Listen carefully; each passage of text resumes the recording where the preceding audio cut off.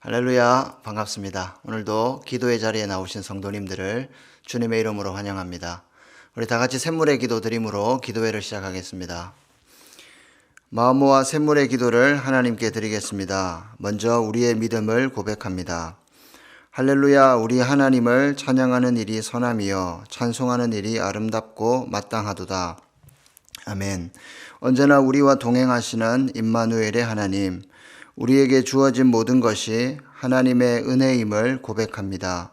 올 한 해도 선하심과 인자하심으로 지켜주신 주님을 찬양합니다. 고난 중에도 잠잠히 주님을 바라는 믿음으로 기도하며 즐거움 중에도 하나님을 향하여 찬송하는 성숙한 성도 되게 하소서. 예배와 교회를 위해 기도합니다. 여호와께 그의 이름에 합당한 영광을 돌리며 거룩한 옷을 입고 여호와께 예배할지어다. 아멘. 예배의 주인 되신 하나님, 세상에서 가장 존귀한 자리로 우리를 초청하여 주신 은혜에 감사를 드립니다. 아버지의 이름을 거룩하게 하시고 예배 가운데 영광 받아 주소서. 모든 성도가 하나님을 향한 경의를 품고 합당한 자세로 예배하게 하소서. 일상 가운데 그리스도의 몸된 교회로서 자녀의 품위를 지키는 지혜도 허락하소서. 목자를 위해 기도합니다. 그러므로 하나님의 능하신 손 아래에서 겸손하라. 때가 되면 너희를 높이시리라. 아멘. 우리의 참 목자 되신 예수님, 목장을 위해 수고하는 목자들을 주님께서 기억하여 주소서. 사람을 섬기는 복된 직분을 감당하게 하시니 감사합니다. 즐거워하는 자들과 함께 즐거워하는 기쁨을 누리게 하시고 우는 자들과 함께 울 수 있는 귀한 마음을 주소서. 목원들을 섬길 때 풍성함을 맛보게 하시며 늘 성령으로 충만케 하소서.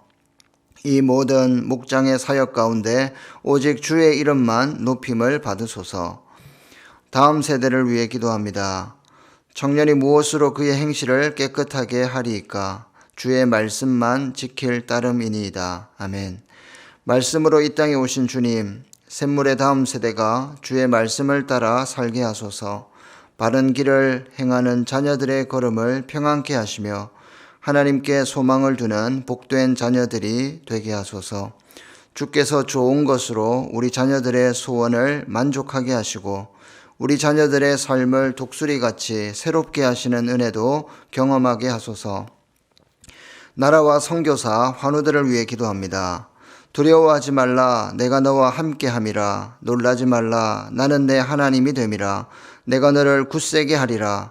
참으로 너를 도와주리라. 참으로 나의 의로운 오른손으로 너를 붙들리라. 아멘. 의로우신 하나님, 이 나라의 혼란스러운 상황이 속히 진정되게 하시고 일상을 회복하게 하소서. 선교사님들이 복음 사역을 통해 귀한 열매 맺게 하시고 도우시는 하나님을 경험하게 하소서. 환우들을 기억하사 담대함을 허락하시고 의로운 오른손으로 붙드사 회복의 은혜를 더해 주소서. 오늘도 주님과 동행하는 형통한 하루가 되게 하옵소서. 우리 구주 예수님의 이름으로 기도합니다. 아멘. 오늘 여러분들과 함께 나눌 말씀은 창세기 20장 1절에서 18절 말씀입니다. 제가 봉독하겠습니다. 아브라함이 거기서 네게브 땅으로 옮겨가 가데스와 술 사이 그랄에 거류하며 그의 아내 사라를 자기 누이라 하였으므로 그랄 왕 아비멜렉이 사람을 보내어 사라를 데려갔더니 그 밤에 하나님이 아비멜렉에게 현몽하시고 그에게 이르시되 내가 데려간 이 여인으로 말미암아 내가 죽으리니 그는 남편이 있는 여자임이라. 아비멜렉이 그 여인을 가까이 하지 아니하였으므로 그가 대답하되 주여 주께서 의로운 백성도 멸하시나이까? 그가 나에게 이는 내 누이라고 하지 아니하였나이까? 그 여인도 그는 내 오라비라 하였사오니 나는 온전한 마음과 깨끗한 손으로 이렇게 하였나이다. 하나님이 꿈에 또 그에게 이르시되 내가 온전한 마음으로 이렇게 한 줄을 나도 알았으므로 너를 막아 내게 범죄하지 아니하게 하였나니 여인에게 가까이 하지 못하게 함이 이 때문이니라. 이제 그 사람의 아내를 돌려보내라. 그는 선지자라. 그가 너를 위하여 기도하리니 내가 살려니와 내가 돌려보내지 아니하면 너와 내게 속한 자가 다 반드시 죽을 줄 알지니라.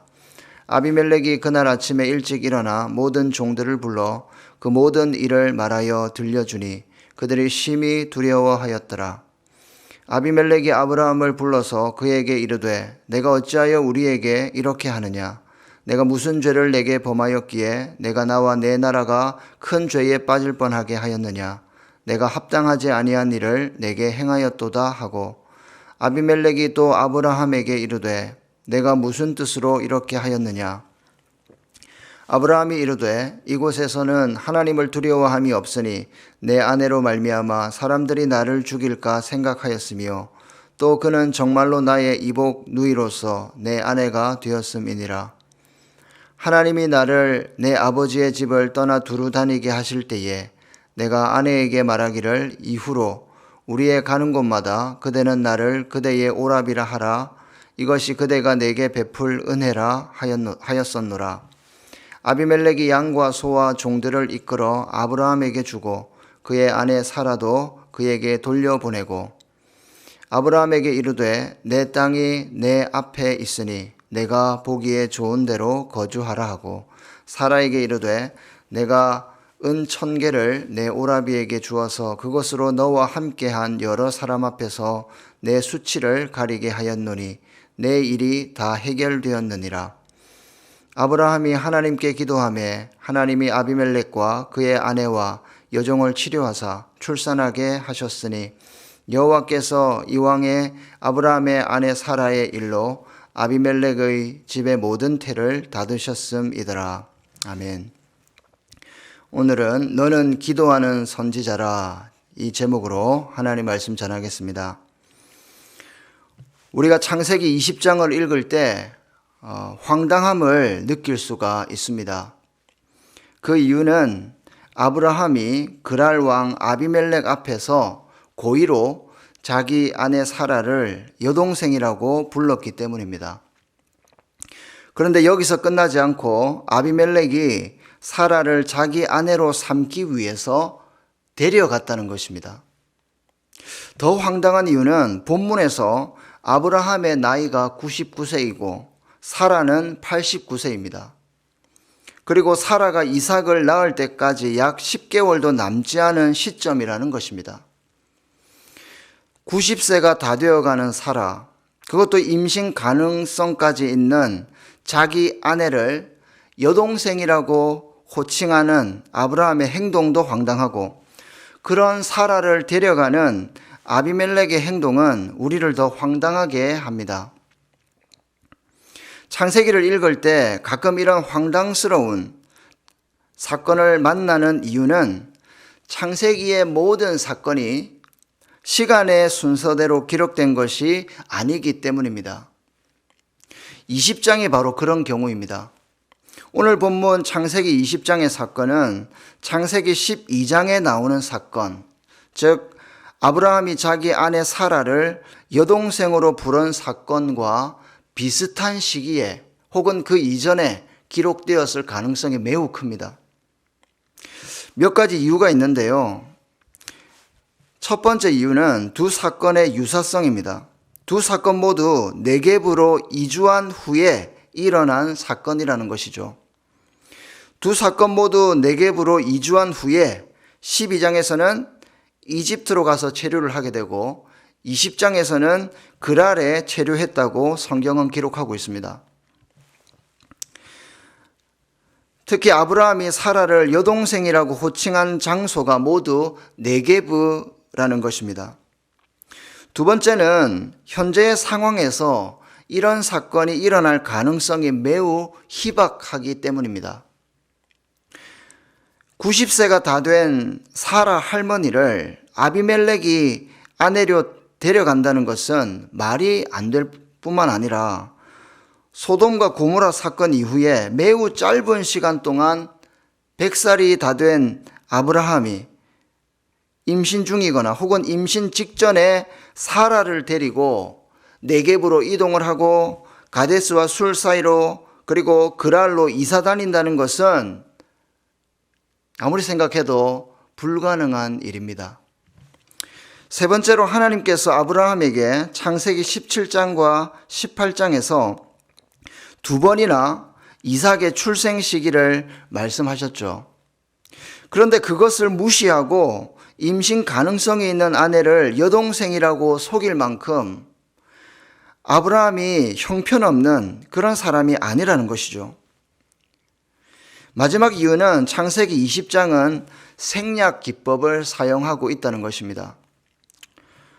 두 사건의 스토리가 비슷하기 때문에 12장에서 이미 나온 내용들을 20장에서는 일부 생략하고 그 스토리를 전개해 나가고 있다는 것입니다.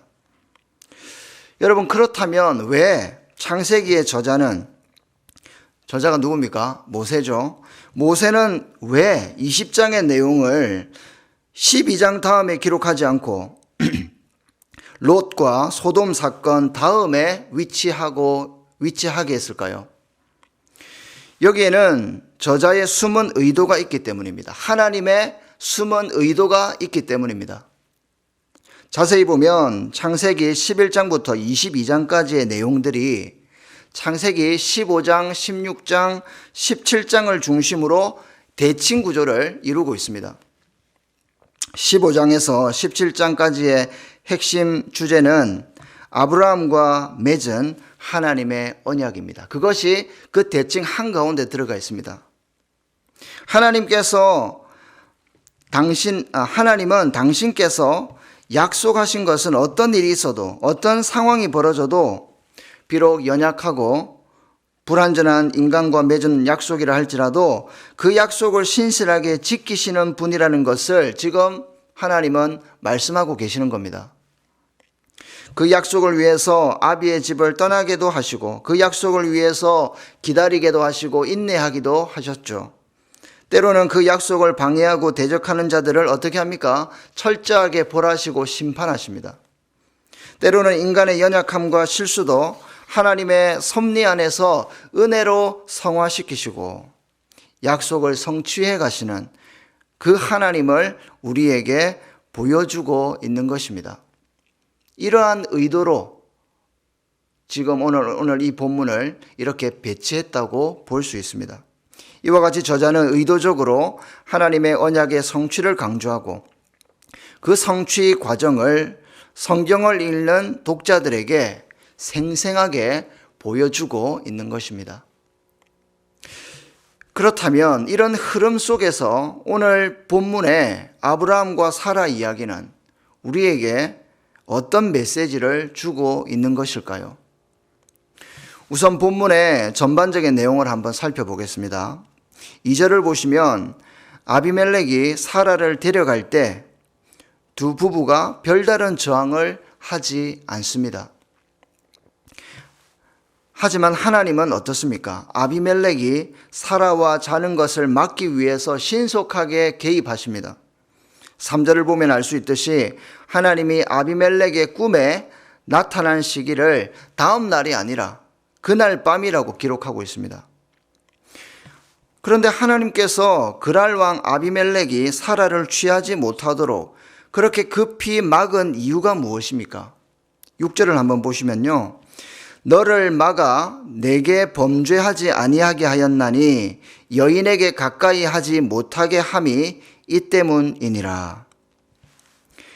하나님께서 아비멜렉을 급히 막으시는 이유는 약속의 후손을 낳을 사라와 동침하지 못하게 함으로 아비멜렉의 범죄를 막기 위함이었습니다. 이것이 왜 범죄가 됩니까? 사라는 남편이 있는 결혼한 여자이기 때문입니다. 그랄 사람들은 자기의 왕의 행동을 어떻게 판단할지 몰라도 공의의 하나님께서는 이 사건을 보시면서 이것을 간음죄라고 판단하시는 것이기 때문입니다. 무엇보다 아비멜렉이 사라와 동침하게 될 때 결국 메시아의 오심을 심각하게 방해하는 죄를 범할 수 있기 때문입니다. 그래서 하나님은 신속하게 개입하셔서 막고 있는 것입니다.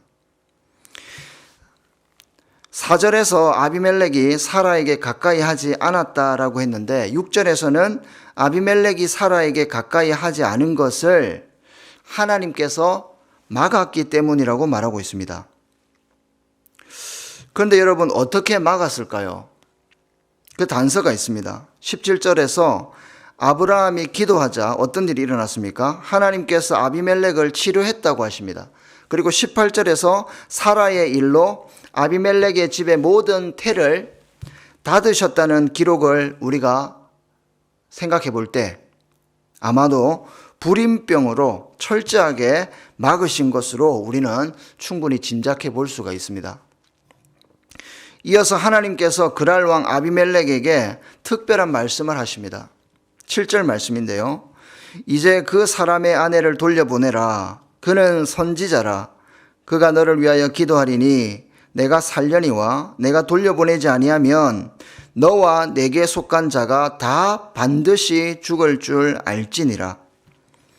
여러분, 7절 말씀이 특이한 이유는 아브라함의 거짓말 때문에 아비멜렉과 그의 집과 그의 종들까지 하나님의 저주를 받게 되는 상황임에도 불구하고 하나님은 아브라함의 거짓말을 벌하지 않고 어떻게 하십니까?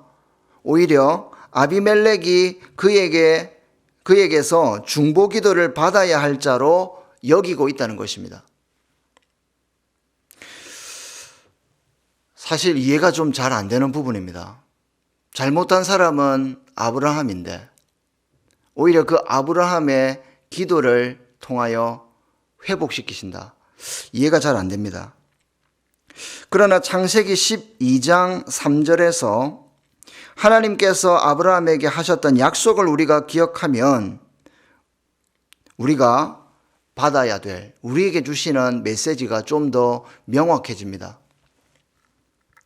뭐라고 말씀하셨죠? 너를 축복하는 자에게는 내가 복을 내리고 너를 저주하는 자에게는 내가 저주하리니 땅의 모든 족속이 너로 말미암아 복을 얻을 것이라 주님께서 약속하셨습니다.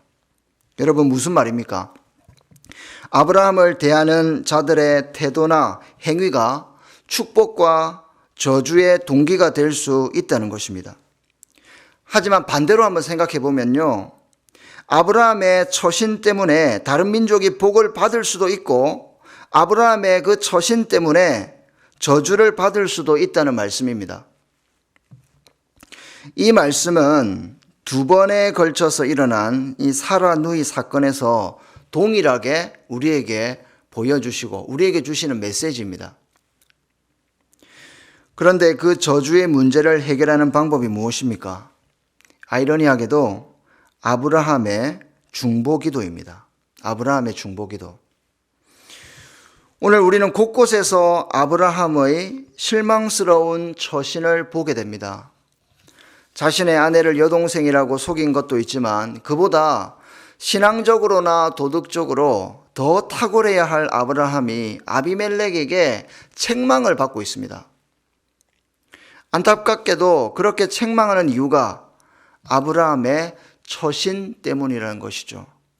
그 처신 때문에 그랄 사람들에게 축복의 근원이 아니라 저주의 근원이 되었다는 것입니다. 성도 여러분, 하나님은 우리의 삶과 우리의 행동을 통해서 지금도 일하시는 분이십니다. 저와 여러분들의 삶과 그 행동을 통하여 지금도 하나님은 하나님의 그 언약과 약속을 성취해 가시는 분이십니다. 우리가 어떻게 사느냐에 따라서 하나님의 이름이 영광을 받으실 수도 있고 우리가 어떻게 처신하느냐에 따라서 하나님의 이름이 세상으로부터 조롱을 받을 수가 있다는 말입니다. 심지어 오늘 말씀처럼 우리가 잘 살지 못하면 세상이 큰 어려움을 당할 수도 있습니다. 그리스도인들이 제대로 처신하지 못하면 세상이 큰 화를 당할 수가 있습니다. 성도의 행위와 삶이 이토록 큰 영향력이 있는지 여러분 알고 계셨습니까? 하나님은 우리의 실수에 대한 책임을 먼저 묻기 전에 때로는 오늘 이 본문처럼 우리의 삶의 행위의 결과로 파생되는 크고 작은 어려움들을 우리에게 먼저 돌리는 것이 아니라 세상에게 먼저 돌릴 수가 있다는 것입니다. 세상 사람들에게 쏟아붓고 세상 사람들에게 그 저주와 심판을 나타낼 수도 있다는 것을 우리는 기억해야 할 것입니다. 그만큼 우리 성도들의 삶과 처신이 매우 매우 중요하다는 것입니다. 그래서 마태복음 5장 16절은 이렇게 말씀합니다. 이같이 너희 빛이 사람 앞에 비치게 하여 그들로 너희 착한 행실을 보고 하늘에 계신 너희 아버지께 영광을 돌리게 하라. 세상에 빛이 되어야 할 저와 여러분들이 조금 더 책임감을 가지고 선을 행하며 살아야겠습니다. 우리의 선행이 세상을 복되게 할 수 있기 때문입니다. 반대로 저와 여러분들의 잘못된 옳지 못한 그런 처신이 세상으로부터 고통당하게 할 수도 있다는 것을 우리가 꼭 기억하면 좋겠습니다. 우리가 주목해야 할 메시지가 하나 더 있습니다. 바로 중보기도입니다. 아브라함이 하나님의 약속을 제대로 이해하지 못해서 하나님의 구원 역사를 지연시키고 사라를 여동생이라고 속임으로 아비멜렉과 그랄에 대재앙을 일으킨 장본인이었습니다. 하지만 하나님은 여전히 아브라함을 선지자로 그리고 열방을 위해 중보 기도해야 할 자로 인정하신다는 것입니다. 아브라함이 기도하자 하나님은 저주받은 자들을 치료하시고 모든 태의 문을 여시고 출산하게 하십니다. 마찬가지로 하나님은 부족한 저와 여러분들을 열방의 중보자로 부르십니다. 우리의 추함과 우리의 거짓과 우리의 악함에도 불구하고 우리를 선지자로 불러주시고 우리를 기도하게 하십니다. 교회의 부도덕함 때문에 세상이 아파하고 고통당할 때 하나님은 부족한 저와 여러분들의 기도를 통해서 그 사람들을 다시 치료하시고 그 땅을 다시 회복시키기를 원하십니다. 우리 하나님은 참 어떻게 보면 이해할 수 없는 분인 것 같습니다. 하나님의 은혜, 하나님의 그 자비하심, 그 헤세드가 아니면 설명할 길이 없습니다.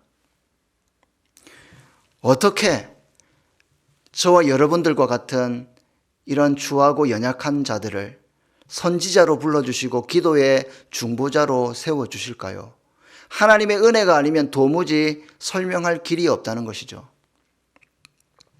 성도 여러분, 우리는 기도에 빚진 자들입니다.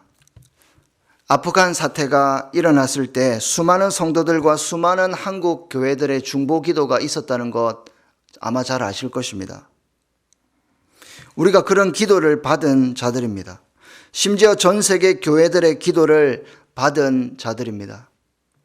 2007년 당시 저는 샘물교회 성도가 아니었지만 이곳에 와서 기도했던 기억이 납니다. 아마 저 같은 사람들이 정말 많았을 것입니다. 그렇게 우리가 엄청난 기도를 받았음에도 정작 우리는 얼마나 이 지역의 아픈 자들과 이 나라의 백성들을 위해서 기도하고 있습니까?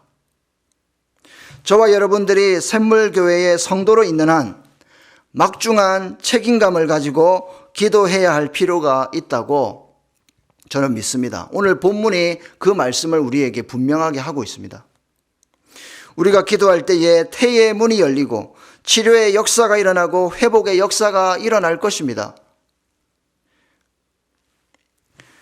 우리가 기도할 때 하나님께서 저 그랄 땅과 같은 황무한 이 땅 대한민국을 치료하실 것입니다.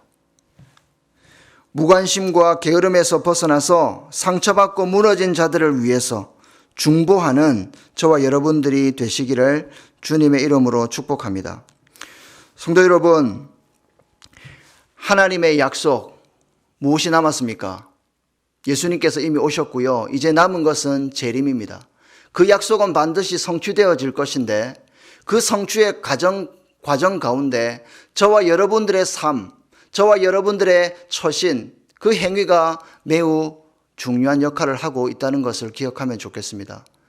특별히 상처받은 자들, 하나님의 약속을 회복하기 위해서 반드시 우리 성도들의 중보 기도가 필요하다는 것을 기억하면 좋겠습니다. 우리의 삶 속에서 기도로 주님의 약속을 성취하는 일에 조금이라도 쓰임받는 귀하고 복된 성도들이 되시기를 우리 주님의 이름으로 축원드립니다. 오늘 하루도 승리하십시오.